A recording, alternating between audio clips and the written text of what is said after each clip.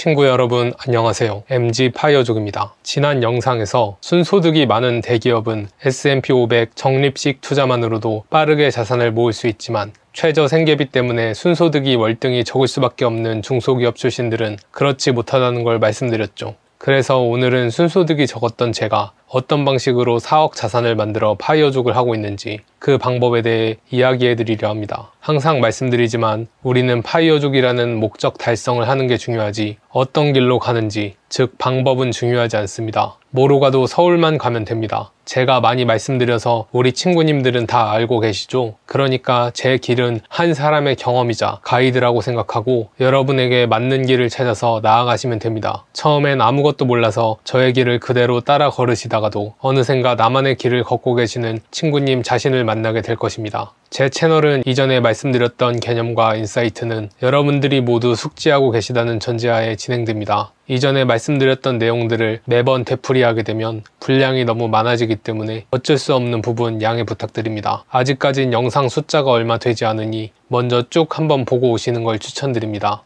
이전 영상에서도 영상 하나만 보고 이상하게 댓글 다시는 분들이 많더라고요. 그때마다 일일이 답변 드리기도 어렵고 다른 분들이 보시고 오해하실 수도 있습니다. 진지하게 저와 함께 파이어족의 길을 걸으실 분들이라면 샤워하시면서 혹은 밥 드시면서 쭉 한번 들어보시길 바랍니다. 모든 영상을 다 보기 힘드시다면 바로 이전 영상 정도는 꼭 시청해보세요. 시리즈로 제작되는 영상이기 때문입니다. 그럼 본론으로 들어가 보겠습니다. 평범한 우리가 최대한 빠르게 파이어족이 되기 위해선 다음 4가지가 필요합니다. 첫째, 파이어족이 되기 위해 필요한 멘탈. 둘째, 동일한 월 소득 내에서 최대한 순이익을 늘려줄 지출 통제. 셋째, 부족한 순이익을 보충해주기 위한 부업. 넷째, 모은 순소득을 시드로 하여 자산을 불려줄 투자 기술. 앞으로 4개의 영상에 걸쳐 하나씩 풀어나가도록 하겠습니다. 오늘은 첫 번째, 파이어족이 되기 위해 필요한 멘탈에 대해 말씀드리겠습니다. 파이어족에게 무슨 멘탈이 필요하냐? 멘탈에 대해서는 많이 이야기하지 않았냐? 라고 말씀하실 수 있습니다. 오늘 말씀드릴 것은 어떤 멘탈을 가져라 라는 목적지향보단 저는 어떻게 멘탈을 갖추게 됐는지 방법론적인 부분을 이야기해보려 합니다. 우선 파이어족이 가져야 할 멘탈은 총 4가지가 있습니다. 첫째, 나의 3F를 알기 위한 메타인지. 둘째, 풍족하지 못하는 상황에서도 감사한 마음을 가질 수 있는 긍정 마인드. 셋째, 장기 투자를 위해 변동성을 이겨낼 인내심. 넷째, 대중들의 심리에 휘둘리지 않을 주관. 물론 저도 멘탈이 완전히 갖춰진 건 아닙니다. 완벽한 사람 또한 없다고 생각하고요. 그럼에도 한없이 유리 멘탈이었던 제가 극복하기 위해 꽤 많은 애를 썼고 그것들 중 효과를 봤던 것들로만 말씀드리겠습니다. 첫 번째, 메타인지. 파이어족은 목적이면서도 더 큰 가치를 위한 수단입니다. 우리가 파이어족을 왜 해야 하는가? 단순히 일 안 하고 놀고 먹기 위해서? 아니죠. 만약 어느 날 나를 제외한 모든 인간이 사라지게 된다고 쳐봅시다. 이 세상 모든 게 내 것이 되는 거죠. 평생 일 안 하고 놀고 먹을 수 있습니다. 그러면 여러분들은 만족하실 것 같나요? 당연히 아닐 겁니다. 우리가 파이어족을 하는 가장 본질적인 이유, 행복을 위해서입니다. 보통 사람들은 일 안 하고 놀고 먹으면 행복할 것 같으니까, 돈 많으면 행복할 것 같으니까 막연하게 파이어족을 바라는 겁니다. 하지만 이건 그냥 흔히 우리가 말하는 돈 많은 부자라고 이전 영상에서도 말씀드렸죠. 진정한 불안 3F를 갖춘 사람입니다. 경제적 자립을 통해 조기 은퇴를 하여 3F를 충족한 사람 이퀄 건강한 파이어족이라는 공식이 성립합니다. 파이어족이 되는 이유는 내가 하고 싶은 것에 시간을 투자하기 위한 것이지 일반적인 부자가 되는 것이 아닙니다. 문제는 각자가 원하는 3F의 조건이 크게 다르다는 겁니다. 누구는 혼자 살아도 만족하고 누구는 결혼해서 아이 둘은 낳아야 만족하고 누구는 딩크족만 되어도 만족하는 것처럼 우리는 각자 추구하는 삶의 방식이 다릅니다. 때문에 내가 어떤 방향성을 갖고 있는지 어느 정도 돼야 내가 만족하는지 알아야 합니다. 문제는 대부분의 사람들은 마냥 더 좋은 거, 더 나은 것만 추구할 뿐 기준점을 갖고 있진 않습니다. 이 기준점을 세우는 것이 가장 중요합니다. 저는 저의 기준점을 세우기 위한 방법으로 최대한 다양한 경험을 하려고 노력했습니다. 저는 똑똑하지 못해서 오징어 게임 성기훈처럼 똥인지 된장인지 꼭 먹어봐야 아는 사람입니다. 안 좋아 보여도 혹시 몰라, 좋아 보여도 혹시 몰라 하면서 작은 확률에 기대거나 걱정하곤 했죠. 문제는 그걸 고민하는 와중 시간이 다 흘러가 버린다는 점입니다. 하고 싶으면 해보고 갖고 싶으면 일단 가져봤습니다. 그리고 느꼈죠. 이게 나한테 맞는 일인가? 내가 좋아하는 일인가? 이 정도의 불편은 감수할 수 있나? 대학이 다 비슷할 거라 생각해서 등록금 아끼고 싶은 마음에 굳이 인서울 두고 먼 지방 국립대로 진학하기도 하고, 취업 잘 되는 공대 다니다가 글 쓰고 싶어서 돈은 1도 안 되는 문창과로 전과하기도 하고, 복싱 만화 보고 감명받아서 복싱 배워보기도 하고, 관심 받고 싶어서 고등학교 수련회 때 노래 부르러 나가거나 여장대회 나가기도 하고, 숙맥이라 여자 꼬실 자신 없어서 초면에 고백하기도 해보고, 외제차 타고 싶어서 중고 외제차도 사보고 등등, 지금 생각나는 것만 해도 참 다양하게 희한한 행동들을 많이 했습니다. 나는 생각보다 나에 대해 잘 알지 못했습니다. 좋다고 시작했는데 금방 질리는 것도 있었고, 처음엔 하기 껄끄러웠는데 어느새 열중하고 있는 저를 발견하기도 했죠. 크고 작은 경험들이 쌓이니 내가 뭘 좋아하는지, 뭘 싫어하는지, 뭘 잘하고 뭘 못하는지를 알게 되었습니다. 그런데 또 일단 해봐 라고 해봤자 크게 의미가 없잖아요. 그래서 행복할 수 있도록 무의식에 새겨놓고 내가 뭘 좋아하는지 객관적으로 알 수 있는 방법을 알려드릴게요.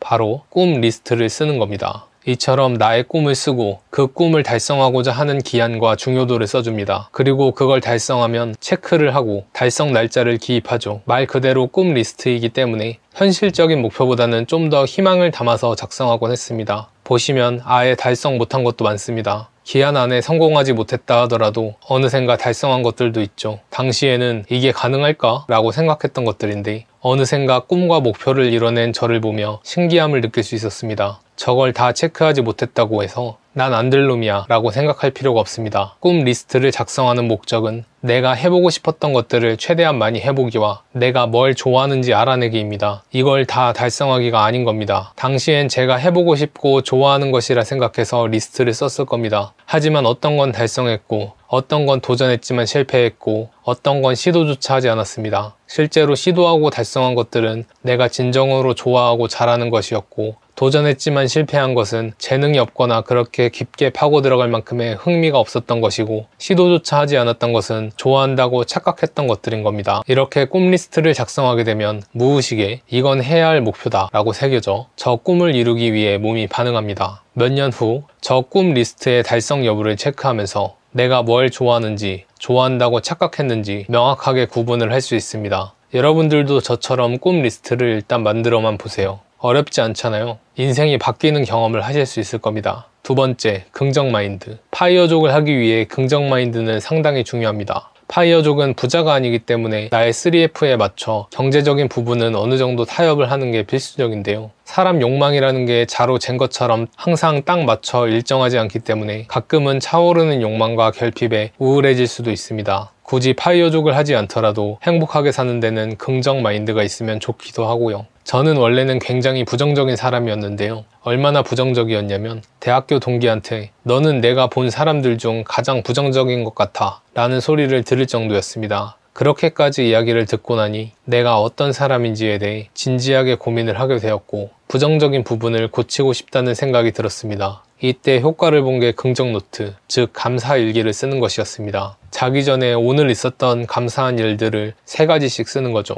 이게 바로 제가 처음 썼던 긍정 노트입니다. 고등학교 수학 기출문제 오답 노트로 썼던 노트를 재활용해서 썼었는데요. 2012년 2월 15일부터 2025년 9월 18일인 오늘까지 꾸준히 하루에 3개씩 감사한 일을 써내려갔죠. 처음 쓸 땐 막막했습니다. 안 그래도 부정적인 사고로 뭉쳐있는 저였기에 하루에 감사한 일이 3개씩이나? 심지어 그게 매일? 말도 안 된다고 생각했죠. 그럼에도 억지로 꾸역꾸역 써내려갔습니다. 글씨체 때문에 보이실지 모르겠지만 이게 완전 초창기에 썼던 겁니다. 대학교 방학 시즌이었기 때문에 알바했던 내용들이 주로 써 있습니다. 감사한 일이라고 해서 무언가 큰 것을 쓴 게 아니라 그냥 일상적인 아주 사소한 부분들을 써내려갔습니다. 그런데 이게 바로 긍정 노트를 쓰는 목적이죠. 일상 속에서 감사한 것들을 찾기, 감사한 것을 찾으면서 원래대로라면 아무렇지 않았을 혹은 안 좋았을 일도 긍정적으로 생각하는 사고회로 만들기. 요즘은 아이브 장원영의 럭키비키 마인드로 유명해졌더군요. 그리고 2025년 9월 17일인 바로 어제까지 이렇게 긍정 노트를 꾸준히 써내려가고 있습니다. 13년이 넘는 기간, 즉 4,963일째 계속 쓰고 있고 그동안 저는 무려 14,889가지의 감사한 일이 있었던 겁니다. 영상 만들면서 제가 카운트를 잘못하고 있다는 걸 알았네요.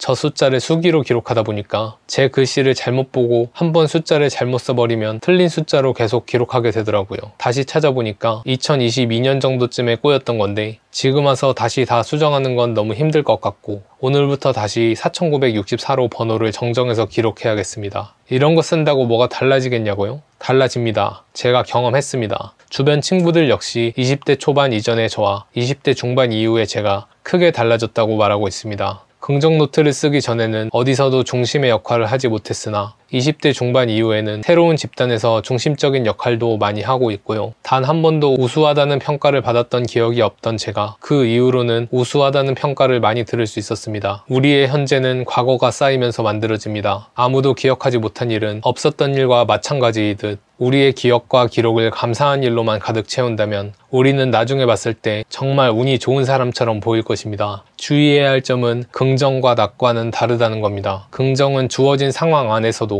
만족과 기회를 찾는 것이고 낙과는 잘 될 거야 같은 막연한 믿음에 가깝습니다. 긍정적인 사람은 낙관적이게 될 수 있지만 낙관적이기만 하다면 그냥 대책 없는 사람이 될 수 있습니다. 세 번째, 인내심과 주관. 대부분의 파이어족은 경제적 자립을 위해 투자라는 수단을 활용하게 됩니다. 투자를 하다 보면 인내심이 정말 중요하다는 걸 다들 알고 계실 겁니다. 주가가 상승했을 땐 못 참고 주식을 사버리면 얼마 안 있어 하락해서 좀 더 기다릴걸. 못 참고 주식을 팔아버리면 어느샌가 더 올라버려서 좀 더 기다릴걸. 주가가 하락했을 땐 못 참고 주식을 사버리면 역시나 더 떨어져 버려 좀 더 기다릴걸. 못 참고 주식을 팔아버리면 얼마 안 있어 다시 반등해갖고 좀 더 기다릴걸. 다들 이렇게 껄무새가 되게 됩니다. 이게 바로 인내심과 주관이 부족하기 때문입니다. 인내심과 주관이 없는 이유는 경험이 부족하기 때문입니다. 무언가를 인내해서 결과를 얻어내본 경험, 내 주관대로 해서 결과를 얻어내본 경험이 필요합니다. 그 결과가 꼭 최상의 결과나 성공이 아니어도 됩니다. 다만 내가 인내해서 내 주관대로 해서 실패할 수도 있지만 성공할 수도 있다 라는 경험을 쌓는 게 굉장히 중요합니다. 우리가 조바심이 나는 이유는 100%를 바라기 때문입니다. 내가 사면 바로 오르길 바라고 내가 팔면 바로 내리길 바랍니다. 내가 통제할 수 없는 영역인데 자꾸 통제하려고 하니까 조바심이 나서 인내심이 없어지고 주관이 무너지게 되는 겁니다. 세상에 100%는 없습니다. 내가 인내하더라도 내 주관대로 밀고 나가더라도 성공할 수 있다. 물론 내가 틀릴 수도 있다. 그러니까 그 부분에 대한 책임은 스스로 지겠다 라는 마인드를 갖는 게 굉장히 중요합니다. 단 한 번의 기회만 있다면 사람들은 안 해도 될 긴장을 하게 됩니다. 하지만 여러 번의 기회가 있다면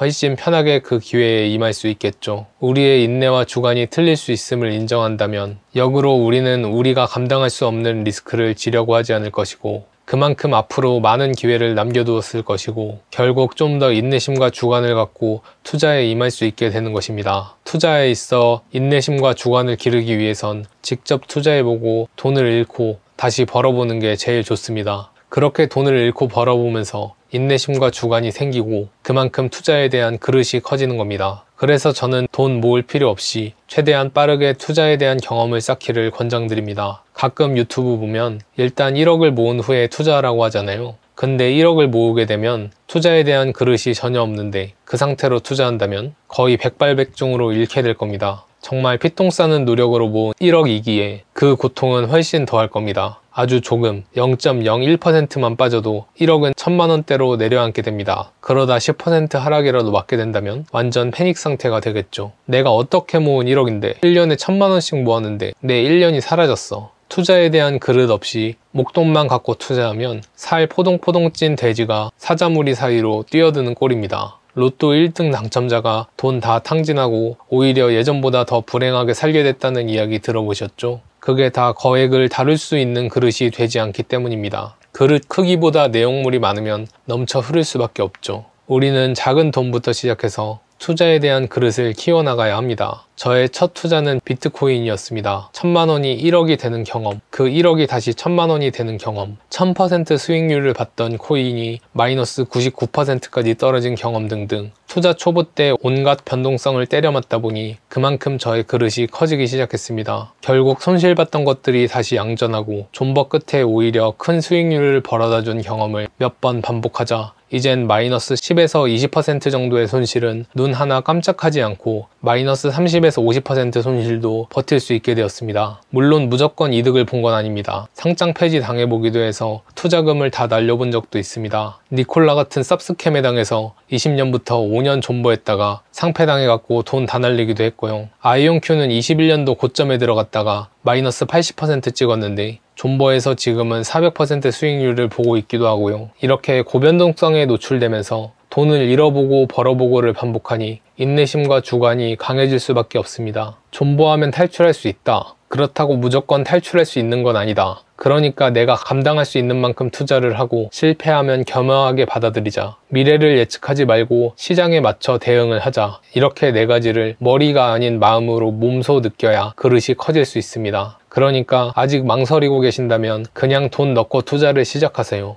이뤄도 됩니다. 오히려 잃고 존버하게 되는 경험이 여러분들의 그릇을 키워줄 겁니다. 중요한 건 투자 시장에서 떠나지 않고 계속 참여하면서 경험을 쌓아나가는 것입니다. 그리고 손실과 패배의 쓴맛을 느끼고 함부로 시장을 이겨보려고 하지 마십시오. 물렸다가 존버로 3자릿수 이상의 수익률을 맛보고 결국은 버텨야 한다는 것을 깨달으세요. 오늘은 이렇게 파이어족이 되기 위해 필요한 4가지 중 멘탈 부분에 대해 이야기를 해보았습니다. 첫째는 메타인지고 이걸 기르기 위해서 꿈 리스트를 썼습니다. 둘째는 긍정 마인드고 이걸 기르기 위해서 긍정 노트를 매일 작성했습니다. 셋째와 넷째는 인내심과 주관이고 이걸 기르기 위해 돈 모으기 전에 일단 투자해서 돈을 잃고 벌어보았습니다. 제가 살아오면서 정말 실체감했던 것들만 모아서 말씀드린 것이니 저와 같은 파이어족의 길을 걸으실 친구님들은 한번 따라해보시면 분명 달라지는 점을 느낄 수 있을 것이라 확신합니다. 오늘도 끝까지 영상 시청해주셔서 감사합니다. 같이 열심히 파이어 운동 합시다.